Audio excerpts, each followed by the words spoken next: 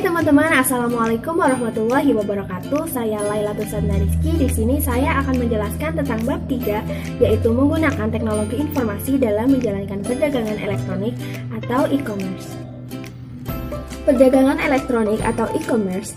Di sini kita akan melihat pandangan bahwa e-commerce dapat memfasilitasi operasi eksternal maupun internal perusahaan. Jadi, dengan kata lain, perdagangan elektronik sama artinya dengan bisnis elektronik.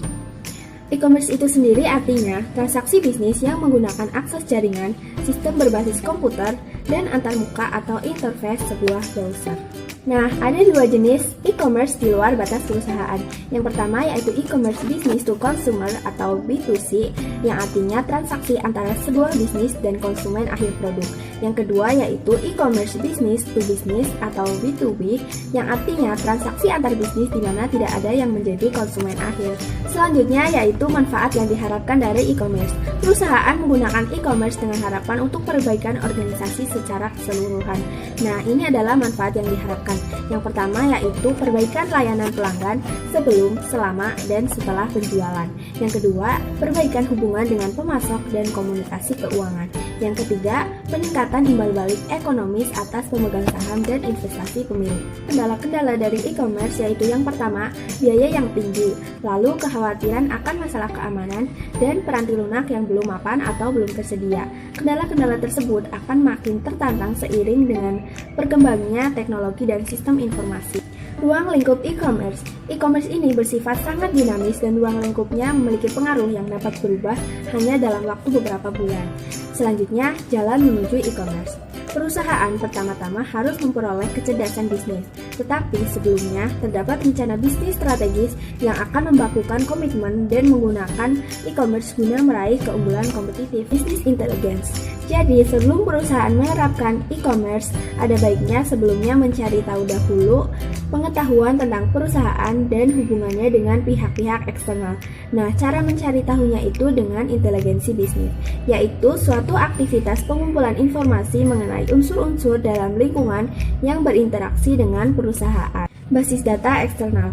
Perusahaan tidak harus melakukan pengumpulan informasi sendiri, namun tersedia juga basis data komersial yang menyediakan berbagai informasi dari berbagai subjek, misalnya dialog, Dow Jones, Global Exchange Service, dan lain-lain. Mesin pencari adalah suatu program komputer khusus yang menanyakan satu data atau kelompok kata kepada pengguna untuk dicari. Yahoo, Excite, AltaVista, Google, MSN, dan Ask Jeeves. Strategi e-commerce dan sistem interorganisasional atau IOS, yaitu strategi di mana unsur-unsur yang ada dikaitkan dengan transmisi data elektronik. Istilah ini biasanya digunakan juga kepada EDI atau Electronic Data Interchange. Antara EDI dan IOS biasanya digunakan istilah yang sama, namun terdapat suatu perbedaan, yaitu EDI biasa disebut untuk subkumpulan dari suatu sistem interorganisasional. Sistem interorganisasional. Perusahaan dapat membuat hubungan elektronik dengan perusahaan lain untuk menciptakan sistem interorganisasional atau IOS, sehingga perusahaan dapat mencapai manfaat yang tidak bisa dicapai dengan sendiri. Lalu, perusahaan yang berpartisipasi ini disebut sebagai sekutu dagang, sekutu bisnis, atau aliansi bisnis. Selanjutnya, IOS menghasilkan dua manfaat penting, yaitu yang pertama, efisiensi komparatif, yaitu para sekutu dagang dapat memproduksi barang dan jasa dengan tingkat efisiensi yang lebih tinggi, sehingga dapat memberikan barang dan jasa dengan biaya yang lebih rendah kepada pelanggan. Nah, efisiensi ini yaitu ada efisiensi internal dan efisiensi interorganisasional.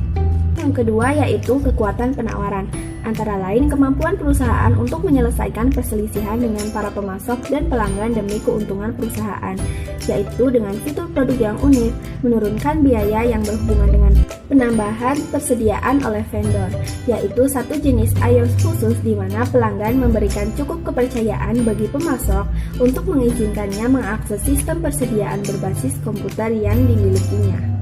Electronic Data Interchange atau EDI, yaitu terdiri atas transmisi data langsung ke komputer dalam suatu format terstruktur yang dapat dibaca oleh mesin. EDI ini adalah implementasi dominan dari suatu iOS.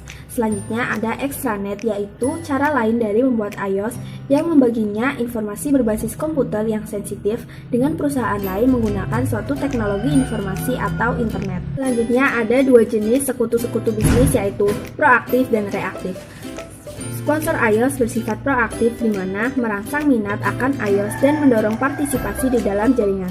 Sedangkan partisipan bersifat reaktif, yaitu menerima atau menolak penawaran sponsor untuk menerapkan iOS. Pengaruh penerapan iOS yang pertama yaitu tekanan kompetitif dari para pesaingnya. Yang kedua, penggunaan kekuasaan. Yang ketiga, kebutuhan internal perusahaan. Selanjutnya yaitu dukungan manajemen puncak. Berikut adalah manfaat lainnya dari iOS, diantaranya mengurangi kesalahan, menurunkan biaya, meningkatkan efisiensi operasional dan kemampuan untuk bersaing, memperbaiki hubungan dengan sekutu dagang, dan memperbaiki layanan pelanggan.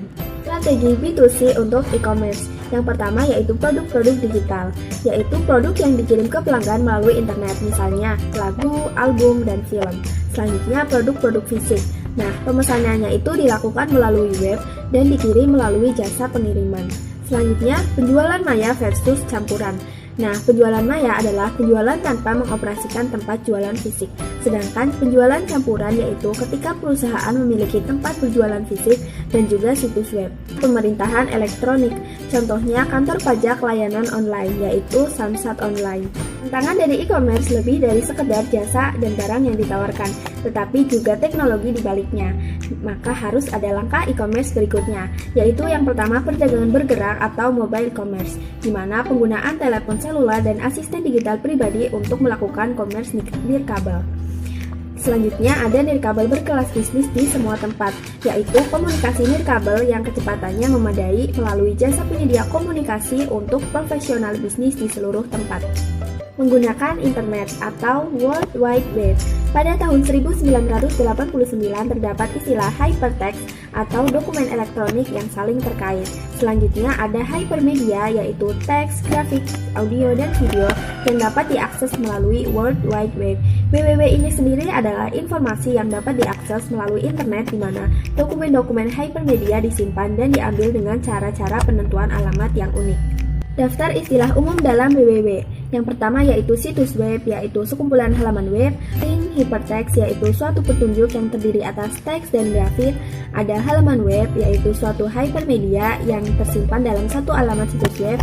Ada homepage, yaitu halaman pertama. Ada browser, yaitu peranti lunak yang digunakan. Universal Resource Locator atau URL, yaitu alamat situs unik suatu web. Ada protokol, yaitu sekumpulan standar protokol untuk hypertext. Ada nama domain, yaitu alamat di situs web. Dan ada path, suatu direktori dan file tertentu di suatu web. Selanjutnya ada File Transfer Protocol atau FTP, di mana para pengguna dapat menyalin file ke komputer mereka dari semua situs web. Cyberspace dan superhighway informasi. Pada tahun 1984, istilah cyberspace artinya menggambarkan suatu masyarakat yang menjadi budak teknologi. Kini istilah ini berarti dunia internet dan World Wide Web.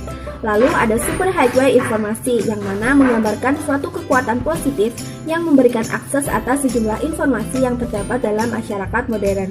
Lalu ada standar internet di mana internet dan web dapat diterima pengguna komputer di seluruh dunia karena keduanya bekerja sama sebagai satu sistem tunggal sesuai dengan standar internet. Aplikasi bisnis internet. Internet dapat digunakan untuk setiap aplikasi bisnis yang melibatkan komunikasi data. Internet memungkinkan dikirimkan beragam jenis media yang ditangani oleh banyak perusahaan melalui jaringan konvensional. Semua area perusahaan dapat menggunakan internet, terutama manajemen rantai pasokan. Nah, contoh aplikasi e-commerce dan manajemen rantai pasokan ini pada rumah sakit. Rumah sakit menggunakan suatu protokol standar internet untuk menggantikan EDI. Lalu, aplikasi pada retail. Retail membuat homepage yang dapat diakses melalui web. Istilah ini disebut sebagai virtual mall. Yang terakhir ada saran-saran keberhasilan penggunaan internet. Yang pertama, pastikan situs web Anda kuat. Yang kedua, pastikan browser dan struktur basis data fleksibel maupun intuitif. Yang ketiga, menekankan isi. Yang keempat, sering diperbarui. Yang kelima, melihat di luar pelanggan. Lalu, menjadikan internet intuitif. Lalu, berada di lokasi web yang tepat, ciptakan rasa kebersamaan dan carilah bantuan jika Anda membutuhkannya. Sekian dari saya, kurang lebihnya mohon maaf. Wassalamualaikum warahmatullahi wabarakatuh.